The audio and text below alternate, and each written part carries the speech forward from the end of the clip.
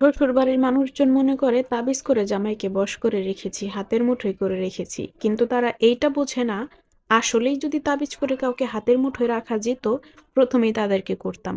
কারণ তাদের কাছে আমাদের যত দোষ, যত ভালো বৌমা হতে চেষ্টা করুক না কেন, বাংলাদেশে আজ পর্যন্ত কোনো বাড়িতে ছেলের বউরা ভালো হয়ে উঠতে পারেনি। কারণ তাদের ভালো হতে দেওয়া হয়নি। এটাই চেষ্টা করা হয়েছে যাতে সবসময় তাকে খারাপ প্রমাণ করা যায়। আমি একটা জিনিস বুঝি না, ছেলে ছেলের বউ সুখে থাকলে এটা তাদের চোখে কাঁটার মতো বিঁধে। তারা কোনোভাবেই সহ্য করতে পারে না। কেন পারে না সেই প্রশ্নের কিন্তু কোনো উত্তর নেই। জিজ্ঞেস করলে বলবে সবসময় আমরা চাই ওরা ভালো থাকুক। কিন্তু আসলে কিন্তু ভালো থাকুক এটা চায় না। এটা সবাই বুঝে কিন্তু কেউ কিছু বলে না। যাই হোক, হাসব্যান্ড খেতে চেয়েছে পাটিসাপটা পিঠা বানাচ্ছি। জীবনের ১ম বার পিঠা বানাচ্ছি। পিঠাগুলো পারফেক্ট হয়েছে। আলহামদুলিল্লাহ অনেক বেশি সুন্দর হয়েছিল। ১ম পিঠাটাই অনেক বেশি সুন্দর হয়েছে। বাকি সবগুলো সুন্দর হয়েছিল। ক্ষীরটা বানালাম কিভাবে কি বানিয়েছি দেখতেই পেয়েছেন।